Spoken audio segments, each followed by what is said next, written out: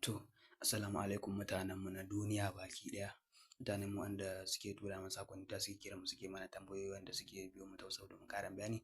Yau muna ɗauke da zazzafan asirin farin jini sadidan nan take a cikin sauƙi. In dai sadidan ɗin farin jini kake buƙata, farin jini, to wannan aikin ƙarshe ne. In dai ɓangaren farin jini ne, ka rasa yadda za ka yi da jama'a da mutane masoya ko kai ɗan kasuwa ne ko ma'aikacin gwamnati ko ma almajirta kake ko wace irin sabga kake kana neman farin jini, kana haɗa ido da mutum ka gama siya zuciyar mutum saboda farin jini sai mutane za su so ka ne fiye da yadda kake tsammani.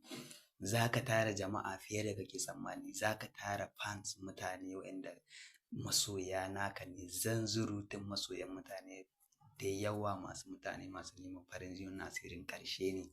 To assalamu alaikum warahmatullahi ta'ala wabarakatuh. Muna kuwa fata alheri kamar da ake mana fata alheri daga sashe daban-daban, jagogi daban-daban, mutane wanda suke kira mu suke tura mana saƙonni ta suke bi mu ta WhatsApp domin ƙarin bayani. To ma kamar yadda muka saba ajiye muku manya-manyan asiri a cikin wannan shafi na mai albarka wannan mashahurin gida na mai albarka wato Ɗan Malam TV. To yau muna ɗauke da zazzafan masu irin farin jini nan take sadidan mujarrabin na farin zakara. Mutane za su so ka fiye da yadda kake tsammani. Farin jini ka riga in dai ka aikata wannan asiri ko kuma ka bi mu ta WhatsApp muka yi maka ƙarin bayani akan wannan asiri, to kai ka riga ka gama ɓangaren asirin farin jini sadidan nan take a cikin sauƙi.